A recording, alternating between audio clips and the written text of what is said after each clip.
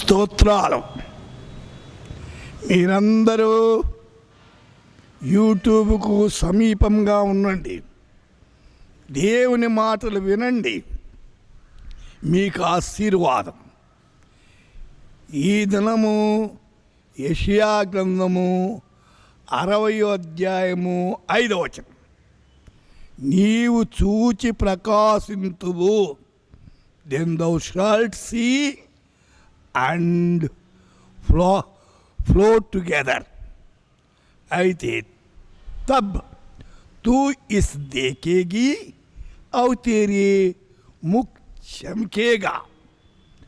ప్రియులారా, చూచి ప్రకాశింతు అనగా ప్రకాశించడం అంటే ఏమిటి?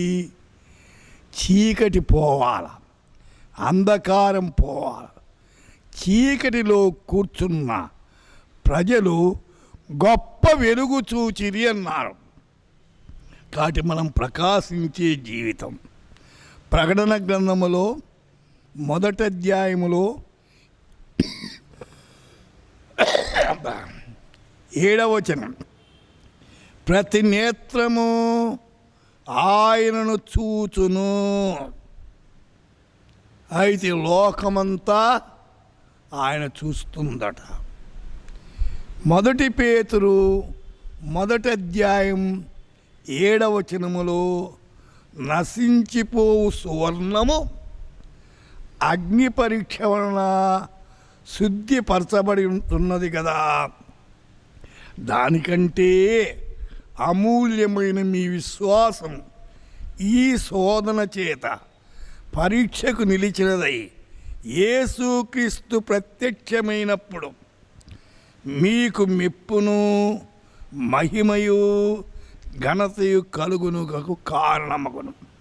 కాబట్టి సువర్ణము ఎంతగా అగ్ని చేత కాల్చబడుతుందో అంత శుద్ధి అవుతుంది, అందులో ఉన్న మస్తంతా పోతుంది.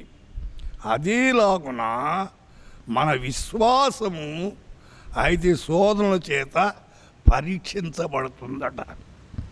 అయితే శోధన వచ్చినప్పుడు కృంగిపోవద్దు, శోధనలో విశ్వాసాన్ని పెంచుకోవాలి, అది చాలా అవసరం. అయితే యేసుక్రీస్తు మళ్ళా రానయున్నాడు.